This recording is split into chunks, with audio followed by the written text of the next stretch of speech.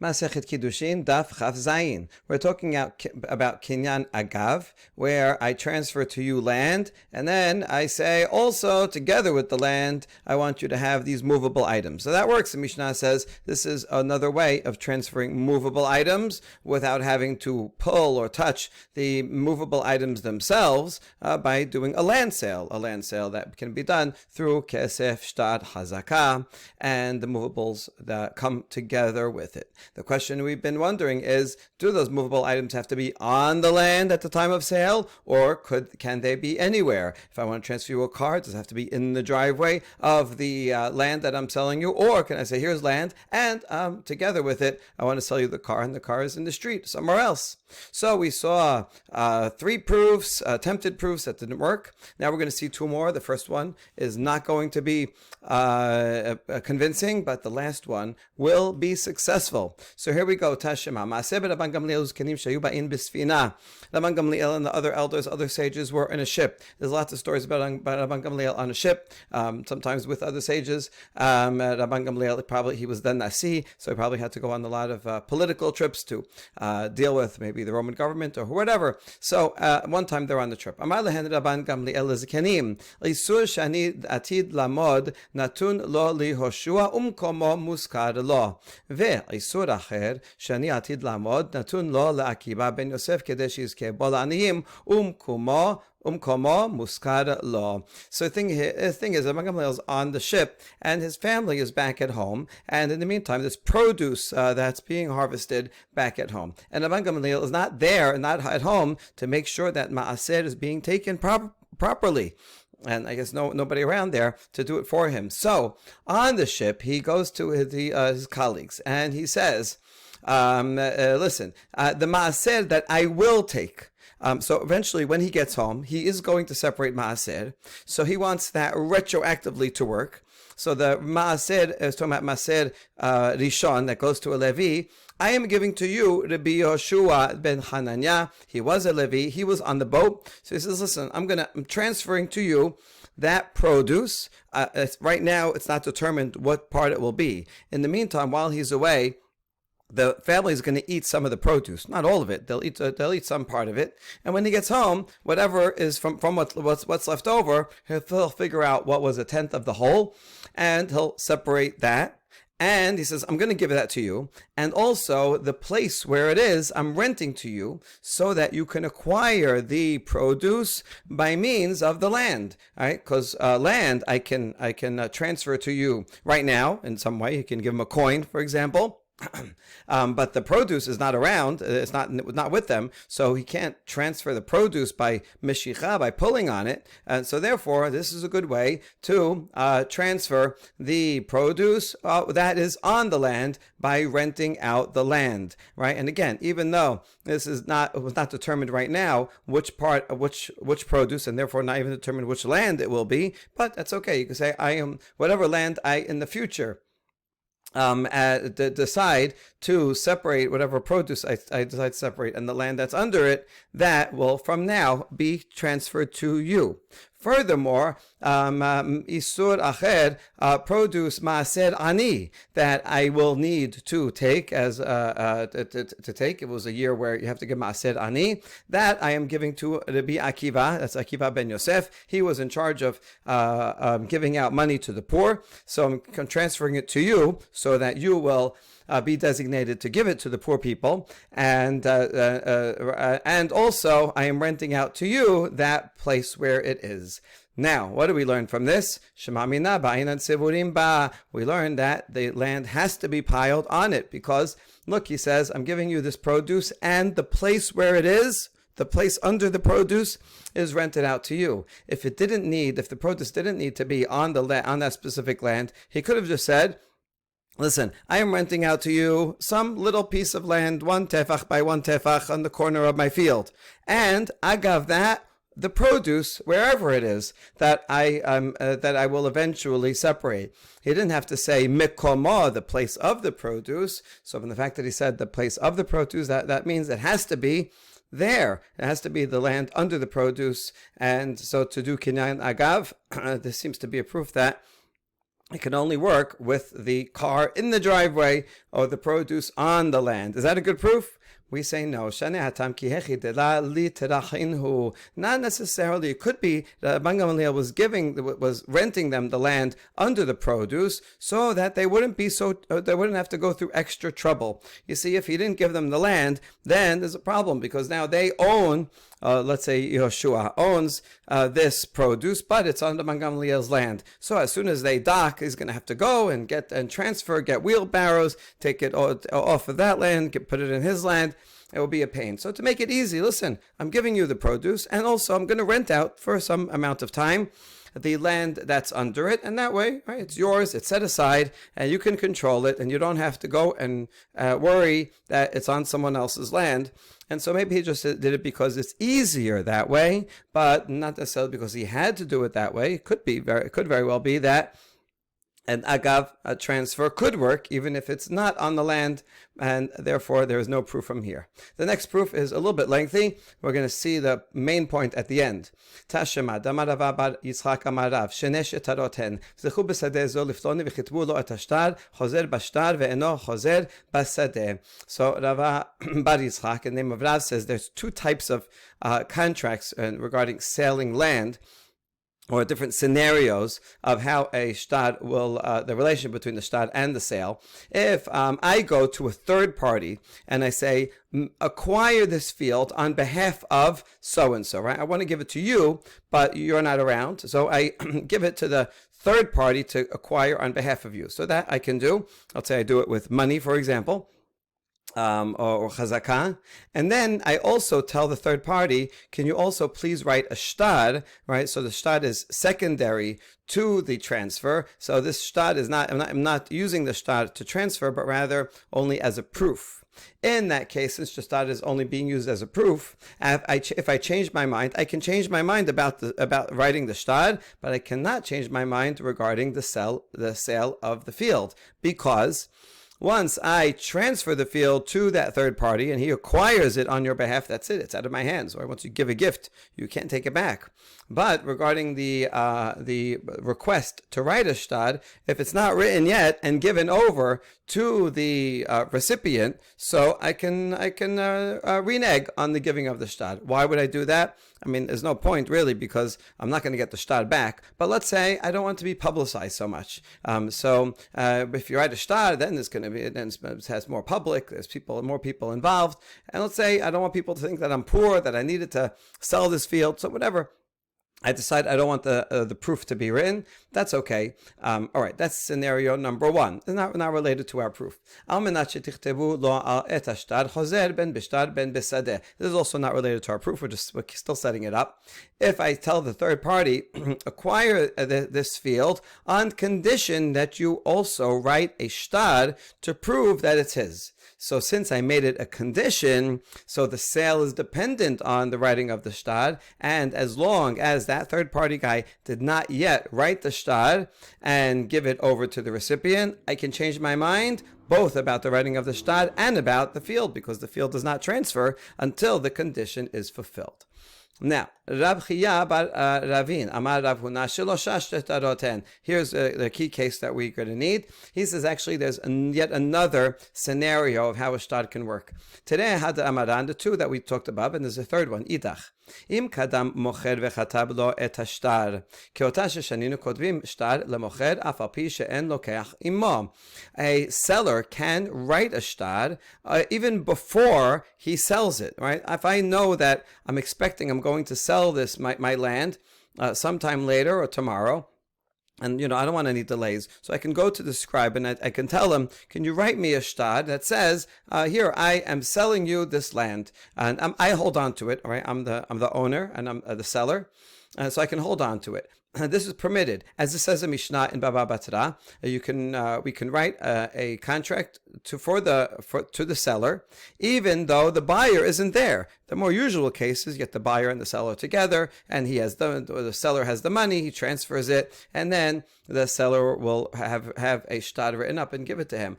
but you can preempt the writing of the shtad even without the buyer present. And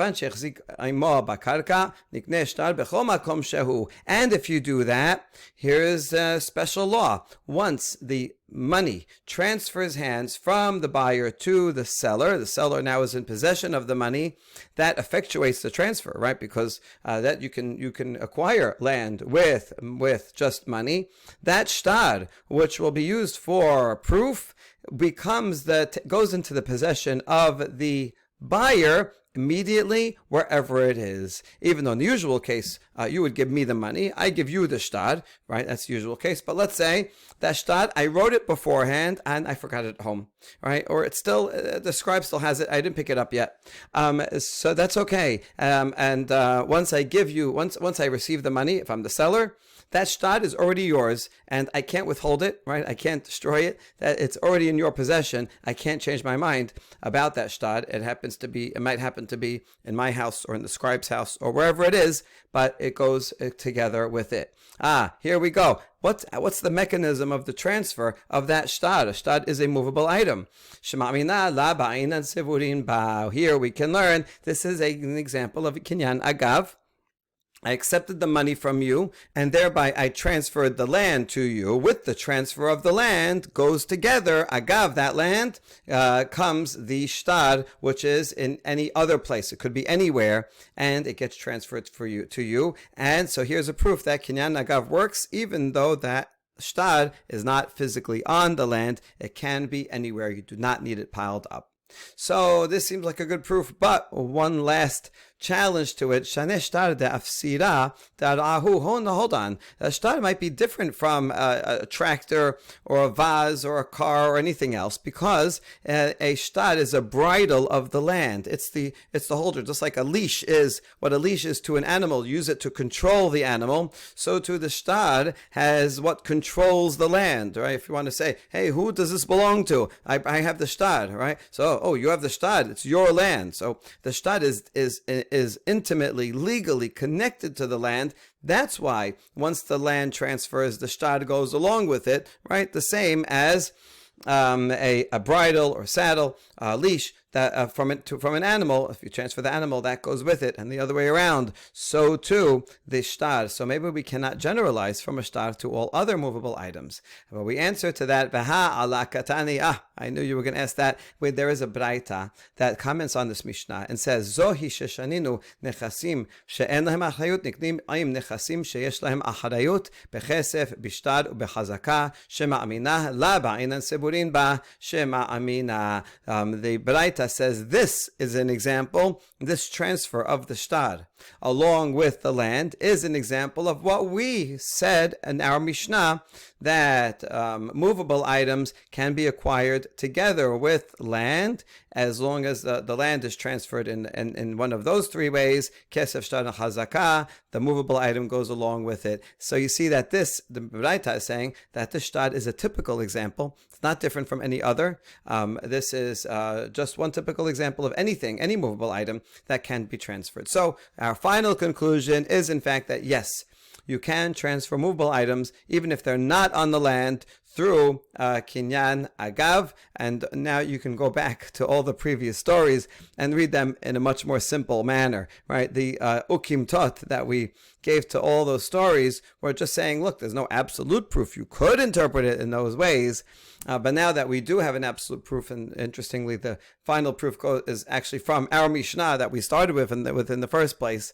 But now that we went through this exercise, now we don't have to assume those ukim tot on all of those stories. A new question about kinyan agav, yibaya lehu mi ba'inan agav or la. The question is, if I'm using kinyan agav, do I have to actually stipulate that the movable property is going to be transferred through agav? So if I'm selling you my land and the tractor that is on it, so I'm going to tell you, okay, here's the land, here's the tractor that's on it. Do I in addition have to say, and you will acquire the tractor through kinyan agav? Do I need to specify that, or is it assumed?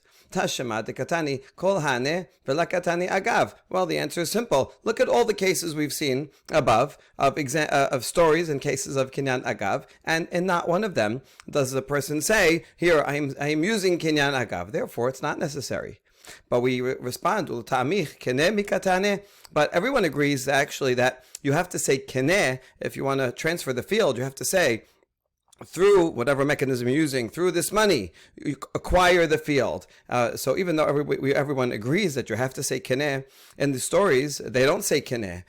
We assume that they say it, right? And the stories are just giving a quick summary, shorthand of what the circumstances are. So just like it does not say kene, it also doesn't say agav. Ela adamar kene, hachaname adamar agav. Even though it doesn't say it in the stories, we assume that it is that they are saying it. So just like the acquisition is not valid unless you say kene, so too the acquisition is not valid unless you say agav. And the conclusion is v'hilchata sevurim la ba'inan agav ukene ba'inan. The bottom line is that we don't need the produce or the movable items to be piled up on the land. I can do kinyan agav even if the land is here and the movables are somewhere else. That was the conclusion just now. And you do need to say kene regarding the land. Here, through this money, you will acquire the land. And you have to say you can acquire the tractor on it through kinyan agav, so that it's clear to everyone that that is your intention. New question. So far, we were assuming that I am either selling you both the land and the tractor, or I'm giving you a gift of both the land and the tractor. But what if it's one and one? What if I want to sell you the land and give you as a gift the movable items? Can I still use kinyan agav, even though they are two different types of transaction? Good question. And the answer is, Tashema isur shani atid lamod.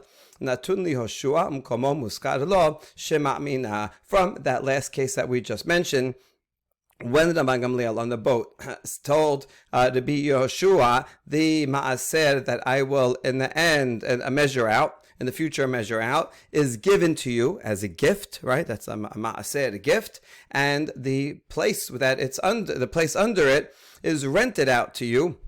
A rental is like a sale. It assumes a monetary responsibility. And so here you go. These are two different types of transaction. One is a gift, one is a rental, and yet you can use kinyan agav. So shema mina, we can answer it. Yes, you can mix and match the different types of transactions and within kinyan agav.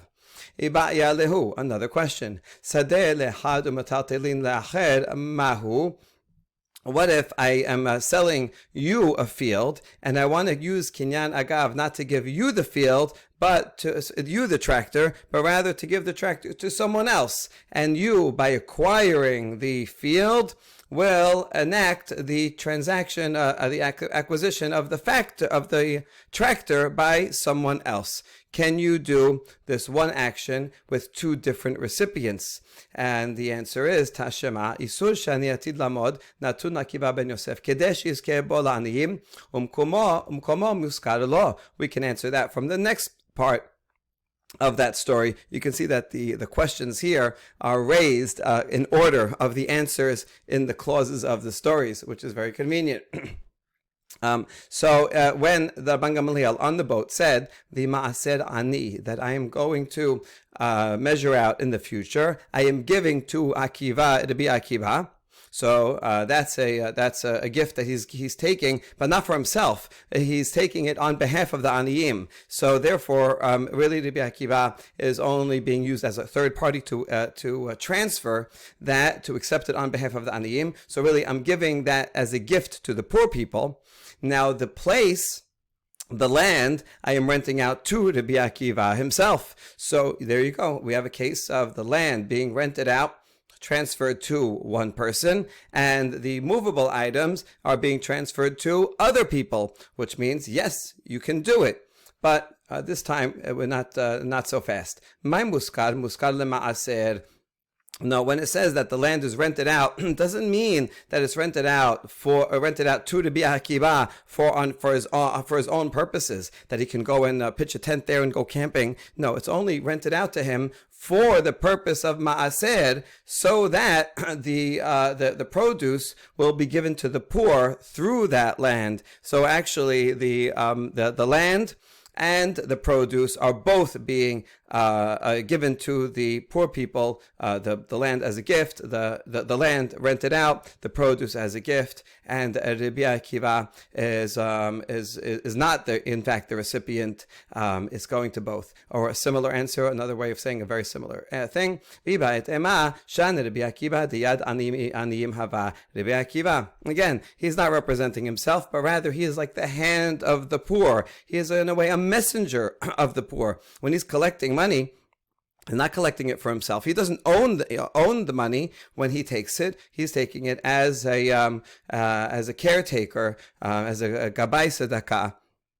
And so therefore, same thing with the land, right? The land is only being given to him, so that through him it will go to the poor people. A difference between these answers might be that in the first one, Rabbi Akiva, in a way, is receiving it. The transfer is really going to the poor people directly. Rabbi Akiva is just like a third party, just like a third party can acquire something on behalf of someone else. Rabbi Akiva is doing the acquisition act, but it's being transferred straight to the poor people. And the second one, as a yad, that's more of he's acting as an intermediary, kind of like a messenger who acquires something but on behalf of someone else. Okay, so those are two answers. Now, Amar Rava, lo shanu ela shenatan deme kulan, aber lo natan deme kulan, lo kana ela keneged ma'otav. If I sell you my field for $1 million and a tractor, a few tractors, right, for $100 each. So let's say I pay the $1 million and I pay you for 5 tractors out of the 10. And then you do a kinyan on the land. Well, so Rava explains that if I didn't pay for all the tractors, you do not acquire all the tractors, only the ones that I paid for. So when I transfer the money does not make an acquisition of the movable items. It's the land transfer that does it, but the land transfer can only act on things that you already paid for. So if you paid for 5 of them, then 5 of them will transfer and the other 5 will not. And we have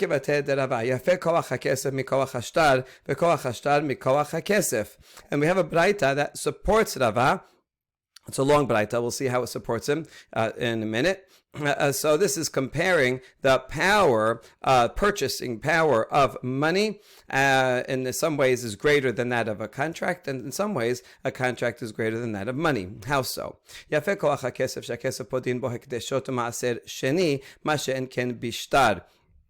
Money, cash has the power that you can use it to redeem something. I make this item hekdesh. I don't have to give the item itself. I can redeem its holiness to money, or maaser sheni. If I live far away and I can't carry all that produce to Jerusalem, I can redeem it for money. But that's something you could do with money. You can't do that with a document, right? I can't say the holiness of this maaser sheni I will transfer to this contract, right? This document, this IOU. And then I'll use the IOU to buy produce. No, it has to be with coins. On the other hand, a contract you can use as a get for a Jewish woman to exit a marriage, whereas money you cannot do that with. You can use money to enter a marriage, but not to exit a marriage. So each one has its own power in its own domain. And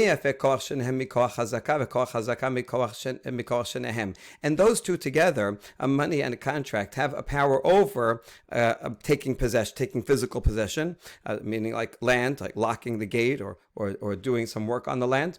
And on the other hand, chazakah has power in some domains over both of those. If you want to acquire a Hebrew slave, you can do that with kesef and shtad. You cannot do that with chazakah. Chazakah will work with an evet kena'ani. You ask him to take your shoes off and carry them. that will work for Eved Kanani, but not for an Eved Ivri.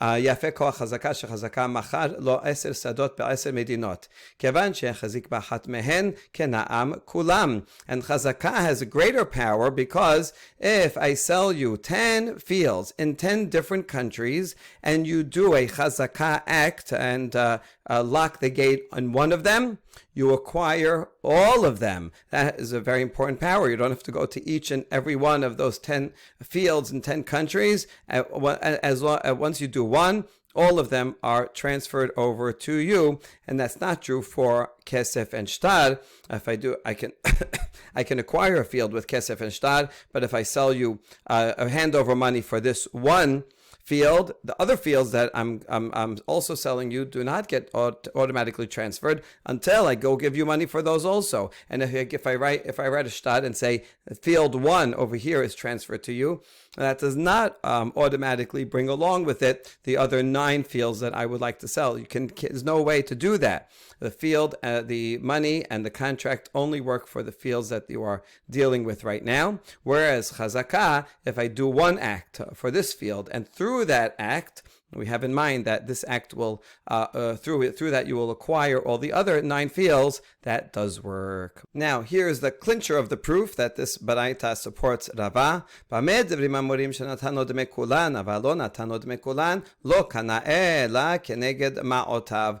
do we say that doing an act of chazakah on one field will transfer all the other fields? That's only if you paid for all of them already, and even though you paid, but let's say you're in a place where payment is not accepted as a final transaction, because you're in a place where they write a shtad also, right? We saw above that even though midoraita kesef is good for transferring land, but in a place where everyone expects a contract to be written, so then it does not transfer because people aren't going to transfer it because they're expecting a contract. So you're in that kind of place, and I paid for all 10 lands, but that doesn't effectuate the transfer yet, and you do chazakah on one of them, having in mind that this one will apply to all of them, that works, but only if you paid for all of them. If you only paid for 2 of them, then you'll acquire those 2, but the other one that you did not acquire will not transfer. So you see, even though this example is about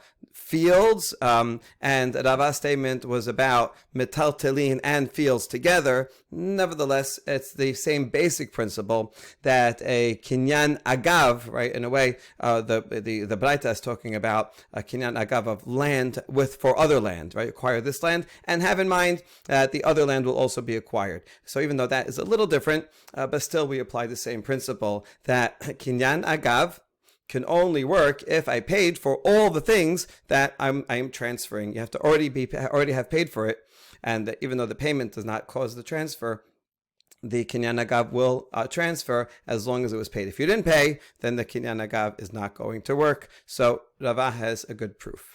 Mesaya le de Shmuel. Now, what we just said also supports the statement of Shmuel. Dama Shmuel, machar lo 10 sadot ב10 medinot, kevan shechazik b'achat mehen, kana et kulan. Shmuel said, if I sold you 10 fields in 10 different countries, once you take possession of one of them, you acquire all of them, and that's exactly what the Baraita said. אמר רב אחא ברד רב איקה, תדע שאילו מסר לו 10 בהמות באפסר אחד ואמר לקנה מי לקנה. Rav Acha, the son of Rav Ika, says, I have a further proof for Shemuel's statement, because after all, wouldn't everyone agree that if I want to transfer you 10 animals, but I want to do it with one acquisition. So I have all these 10 animals that are being held with one bridle, one set of reins that are all held together, connected to each animal, right? And I give it over to you and I say, acquire all of them. That works, right? Even though I'm giving you just one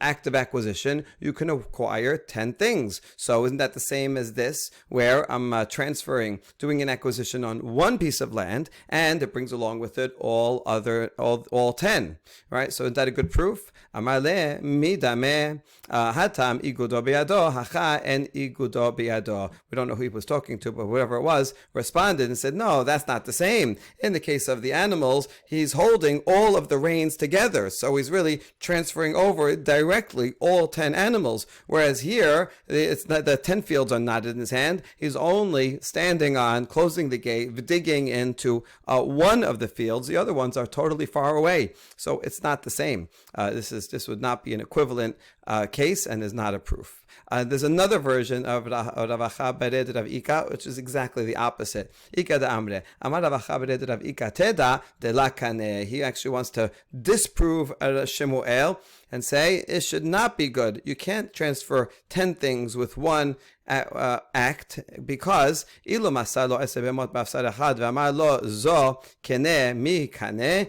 for example, by analogy, I would take 10 animals that are being held together, or all together with one set of reins, and I would give them over to you, and I say acquire this. Would it be acquired? Here he's assuming that it would not be acquired, right? Exactly the opposite.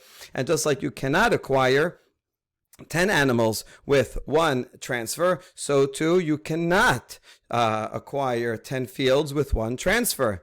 But we reject his question. Midameh hatam gufim muchlakim hacha sadna dara chadhu. In that case of the animals, they are 10 separate bodies, 10 separate entities. So that's why it doesn't work. You can't transfer 10 completely different things in one act. You're right. But that's not the same as land, because all of the mass of the earth is one.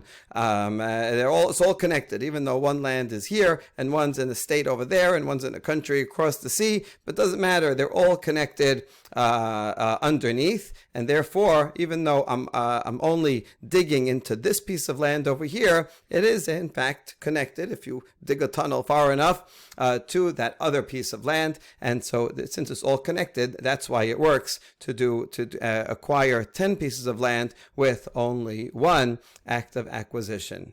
We now come to the next part of the Mishnah. Zokekim et nechasim. Here we're talking about Gilgul. Amar ulaminan Gilgul shevuah min haTorah.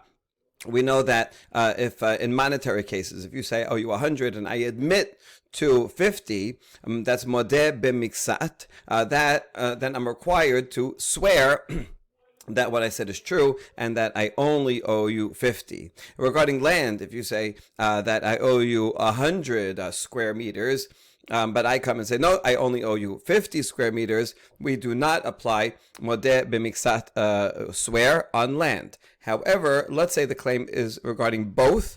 You say I owe you $100 and 100 square meters of land, and I come and say I admit to part of it but not to the rest of it. Since I'm required to make a swear for the monetary part of modeh b'miksat, so megalgelim. This is not gilgul as in reincarnation, but rather once you have to swear for one thing, so we roll over the obligation to the other. So once I have to swear for the movable property, for the cash, I have to swear also, I have to include the land in the vow as well. Now, what's the source from the Torah that this is true? We're going to learn it from a case of sotah. Okay, there's going to be a long discussion about sotah, and in the end of it, we're going to see a case where a woman has to swear. A sotah involves swearing, and she has to swear about in a regular case where she is accused of being a sotah, and once she has to swear already, so then we include another vow that normally she wouldn't have to take, but once you have to take it for one reason, then you have to take it for the other reason as well. So here we go. Amen, amen. She comes to the Bet HaMikdash. If she is accused as a sotah, the way it works is that the husband, at first, he has a suspicion that his wife is flirting, going astray or something. So he warns her in front of two witnesses and says, "I don't want you to be secluded, have yichud with that man." She goes ahead and she has yichud with that man. We don't know what happens in that room. We're not sure if she sins or not, but she went against her husband's directive, warning in front of two witnesses. And so at that point, if there's proof that she was secluded, even though we don't know what happened, she is a sotah. If we know what happened, then if there's witnesses to that would be a different story. That would be for sure adultery, or for sure not adultery. But if we don't know and she's secluded, she is a sotah, and she's brought up to the Bet HaMikdash, and the Kohen administers a vow. The woman sotah then responds to the vow. Shneimar v'amra isha amen, amen. She is in agreement to the vow. Why does she say double amen? Utanan, Mishnah in Masechet Sotah. Amahi omeret amen, amen, amen al ha'ala, amen al ha'shebu'ah. She says amen twice, once on the curse that says, if you are guilty, then the following consequences will happen. She agrees to that, right? If I am guilty, then I accept upon myself those consequences.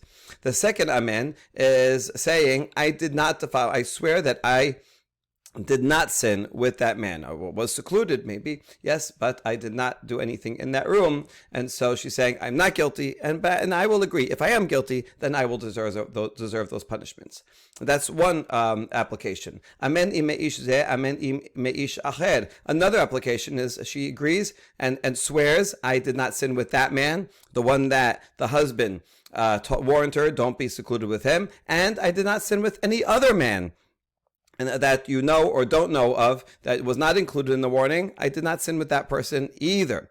Amen shelo satiti arusa unisua shomeret yabam uchnusa. And amen further, the repetition further applies to different situations. I did not go astray, not when we had only erusin before Kiddushin, but before Nisuin. And I did not sin with anybody after Nisuin, since then. I did not sin with anyone if she is a Yevama, and after her husband died without children, she was awaiting the Yavam to come to Yibum. She's not allowed to be with someone else, so she swears that she was not with another man during that time.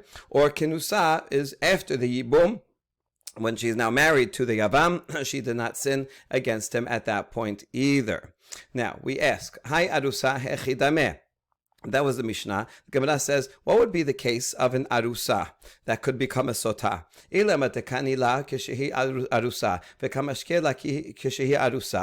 it's a case where they did Kiddushin only, as they did in olden days, and there were several months in between, and then the husband warned her while during the period of Erusin, don't be with that guy, and she was secluded with that guy, and so he brought her up to drink all during Erusin before Nisuin. If that's the case, but we have a Mishnah that says an Arusa and also Shomeret Yavam, they're both not fully married, they do not drink. They also don't get their ketubah because they have this problem that they are already suspected. But they do not drink a sotah water, so they would never go through the ceremony to have to get this vow ministered to them and say amen, amen. So it can't be talking about that case. The pasuk says, if you have gone astray, part of the curse, if you have gone astray under your husband, and she does not yet have a husband, she has a fiance. Ela dekani la keshehi arusa v'nistera keshehi arusa v'kamashkila keshehi nesua. Or maybe it's talking about a case where he gave her a warning while she was in arusa, and she went ahead and even went against their warning and was secluded with that guy. But they didn't get around to doing the sotah ceremony, and in between they actually did a marriage. They went through with the marriage. Now she's in nesua. And now he says, listen, I have evidence that you secluded with that guy beforehand, before the Nisuin, and so now I'm going to bring you up as a sotah.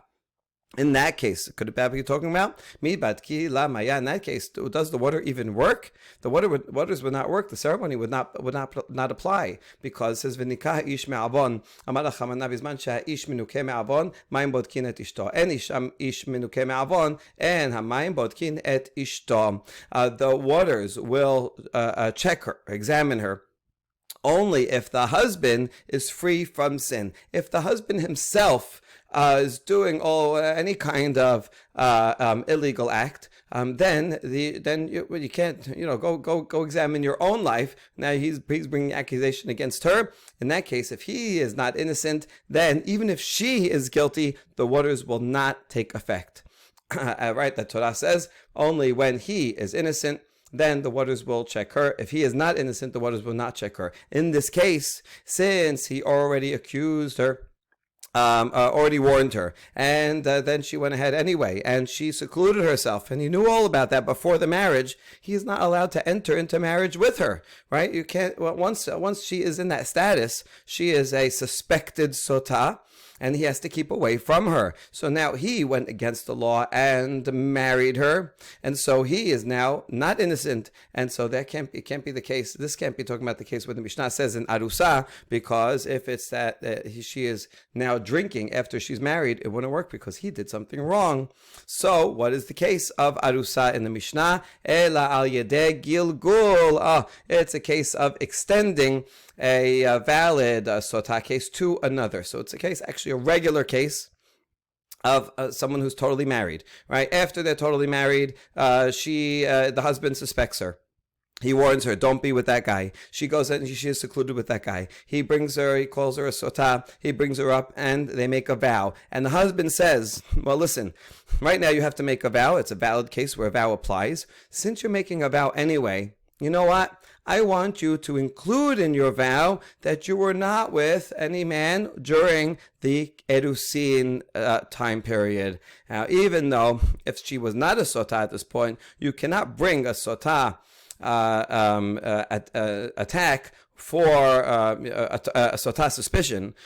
You cannot bring it now for the time when she was an arusa. We just proved that, right? That sotah does not drink as an arusa, or even after marriage if he's bringing the accusation from the time of from erusin. That won't work alone. But if she already has to, because he suspected her and she secluded after marriage, then he can say, while you're at it, also make a vow there. So here we have a case of gilgul, of extending, of doing a while you're at it swear in the case of sotah. That's the source, right? That's a paradigm. Now, that's so far so good. Ashkechan sotah de isura mamona minelan. Fine, I understand we can do the while you're at it oath in the case of prohibition, like adultery. But how do you know that that applies also to a monetary thing, where if I have to make a swear for modeh b'miksat, because of movable items or cash, and then I also, while I'm at it, have to make a swear for land? Who says I can apply isura to mamona? And the answer is Tanad Rabbi Ishmael Kal Vachomer Uma Sota Shelo Nitena Lihitaba Be'ad Echad Megalgelin Mamon Shenitan Lihitaba Be'ad Echad Enodin Shem Megalgelin. If regarding Sota, where a person cannot impose a sotah accusation based on one witness, you actually need two witnesses to verify that she was warned and she secluded herself. And then once you have that, then you can say, okay, you have to swear. And then if we're in that case, you can do it in another case also. So there you need two witnesses in order to bring an accusation. A monetary case actually only needs one witness to require a swear. To extract money from someone, you need two witnesses to actually make them pay. But if I have one witness that says, I saw that you, took a loan or owe the person, then that by itself makes someone liable to swear. So you see, it's easier to impose a swear in monetary cases than in prohibition cases. So therefore, all the more so if you do the while you're at it, gilgul shivu'ah in prohibition, all the more so in a monetary case where it's easier to impose a shivu'ah. All right, so far so good. Now we say ashkechan bevadai safek minelan. We see that you can do gilgul in a definite case. Sotah is actually a combination of a definite and an indefinite. We're not sure if she actually sinned, but we are sure that she secluded herself. So she definitely did something wrong, right? She'd had that yichud, and that's after the husband said, don't do it. So I understand that you can do gilgul when for sure she is somewhat guilty at some level, at least. Fine, that makes sense. You're somewhat guilty. Now, while you're at it, you're going to have to make another vow.